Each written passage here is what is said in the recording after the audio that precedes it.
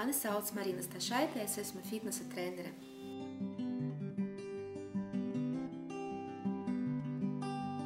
Atlētikā es strādāju 6 gadus.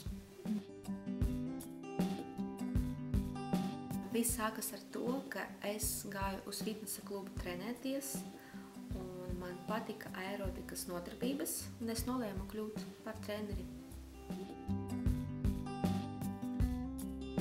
No malas izskatās šī profesija tā, ka tev nav grūts darbs, interesants, tu vienmēr esi formā, bet patiesība nav vienmēr tā. Vari ļoti slikti jūties, bet vienalga tev jāatnāk, jāpasmaidā un būt pozitīvām un novadīt treniņu ļoti labu un ļoti foršu. Ļoti svarīgi, lai treneris būtu tāds cilvēks, kurš iedvesmo savus klientus. Vienmēr jāgatavojas treniņiem, jādomā par to, ko tu šodien iedosi saviem klientiem, jādomā arī par mūziku, jādomā par to, kā tu izskatīsies klientu priekšā. Man patīk šajā darbā, ka šeit ir radoša pieeja. Tas ir pirmkārt, un otrkārt, ka tu cilvēkiem uzlabo veselību, figūru un arī noskaņojumu.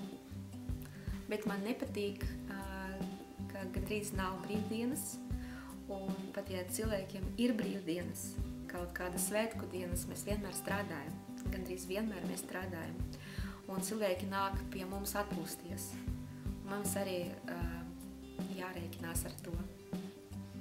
Bērnībā es sapņoju par to, ka es gribētu būt par mūziķi, ka es gribētu būt par dziedātāju, un es komponēju mūziku jau kopš pašās bērnības.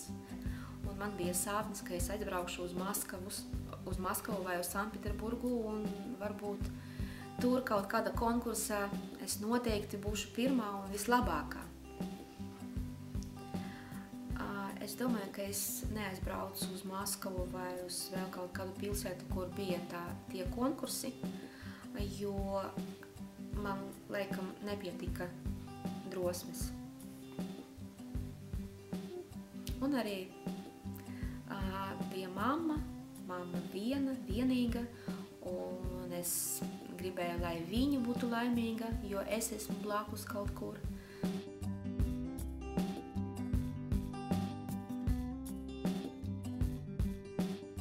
Man liekas, ka cilvēki nepiepilda savus sapņus, jo viņiem vienkārši nepietiek drosmes. Tas ir galvenais iemesls. Ja tu kaut ko vēlies, ja tu noteikti to vēlies, tev jāiet priekšā un jādara to, ko tu gribi.